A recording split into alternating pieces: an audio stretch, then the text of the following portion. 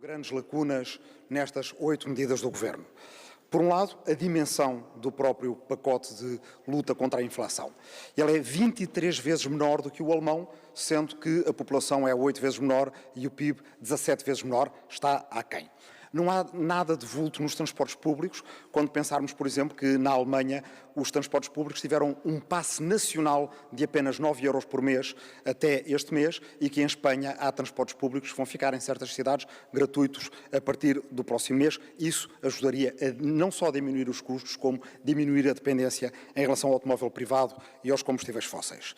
Nas pensões, esta prestação extraordinária, ela acaba por ser regressiva.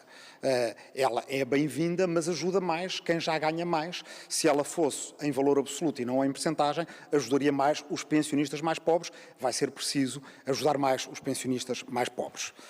Por outro lado, os pensionistas não ganham, em geral, rendimento. Na melhor das hipóteses, não perderão se as previsões do Governo em relação à inflação se mantiverem, estiverem certas, mas elas já estiveram erradas. Estivemos ainda todos aqui há poucos meses, quando o Governo nos dizia que a inflação era conjuntural e temporária e quando o LIVRE, por exemplo, lhe respondeu que duraria enquanto durar a guerra e ninguém sabe quando é que a guerra vai acabar.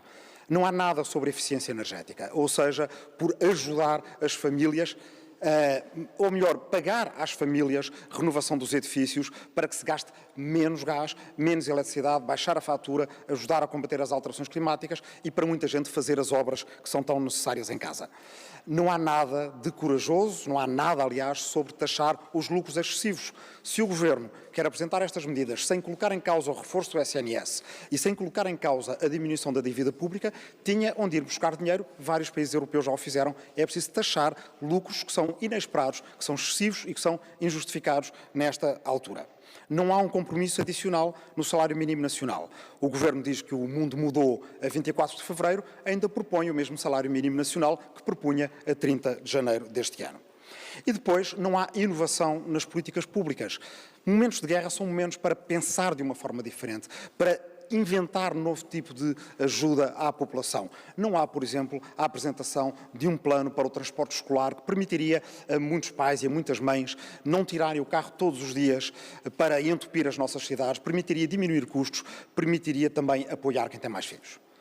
No entanto, podemos dizer que há aqui o reconhecimento de uma mudança, diria, conceptual do Governo. O Governo, há poucos meses, dizia que pôr mais dinheiro no bolso das pessoas era inflacionário, era ajudar a inflação.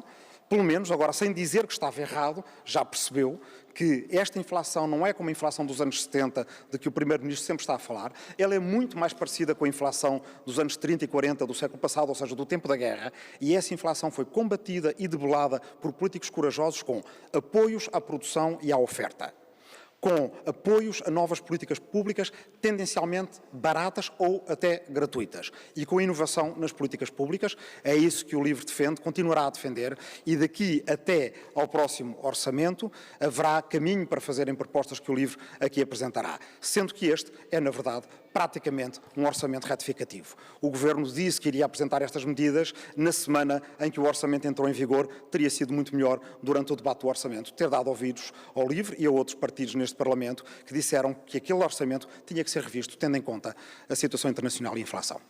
Muito obrigado.